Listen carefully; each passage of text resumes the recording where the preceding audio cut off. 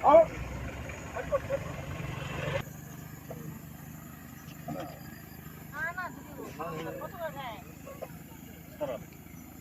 দেখিবলৈ পাওঁ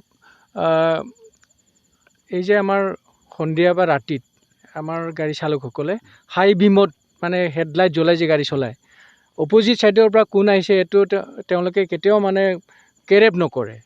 তো আমাৰ উদ্দেশ্য হৈছে গাড়ী চলোৱাৰ সময়ত অপজিট ছাইডৰ পৰা যিসকল আহিছে তেওঁলোকৰ সুৰক্ষাটো তেওঁলোকে চিন্তা কৰিব লাগিব।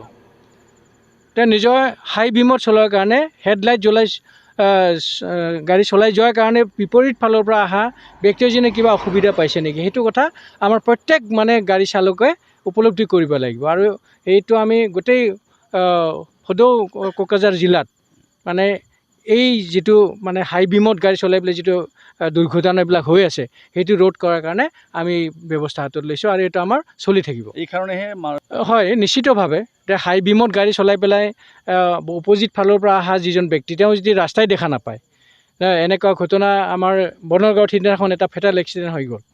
তাতে আমি ইনভেষ্টিগেশ্যন কৰাৰ পিছত গম পালোঁ যে LMB এখনে খুব হাই বিমত গাড়ী চলাই গৈছিলে, কাজে বিপৰীত ফালৰ পৰা অহা মটৰচাইকেল চালকজনে ৰাস্তাই দেখা নাপায় কি হ'ল, খাল এটাত মানে সোমাই এই চুচুৰি যায়, তাতে স্পট ডেথ হৈ গ'ল।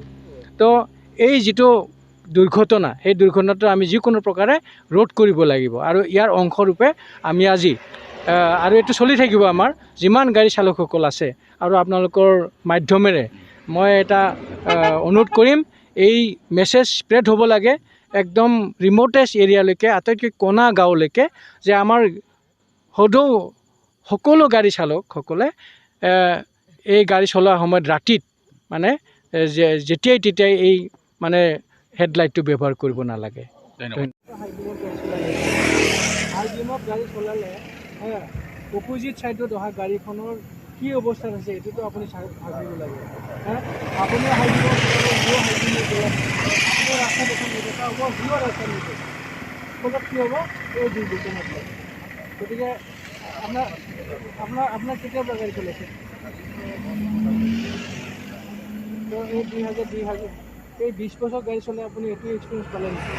হাই বিমত গাড়ী চলাই পেলাই আনক ডিষ্টাৰ্ব দিব, সেইটোতো কথা নহয়।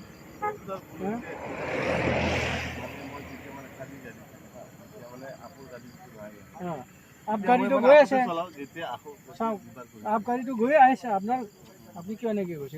ইফালেতো অপজিট ছাইডৰ পৰা গাড়ী আহি আছে দেখোন, কিয় এনেকৈ গৈছে? আমি ইয়াতে চব আছোঁ, চব পূৰা ষ্টাফ আছে, চবক সোধকচোন। চাওক আপোনাৰ লাইচেন্সটো চাওক, লাইচেন্সটো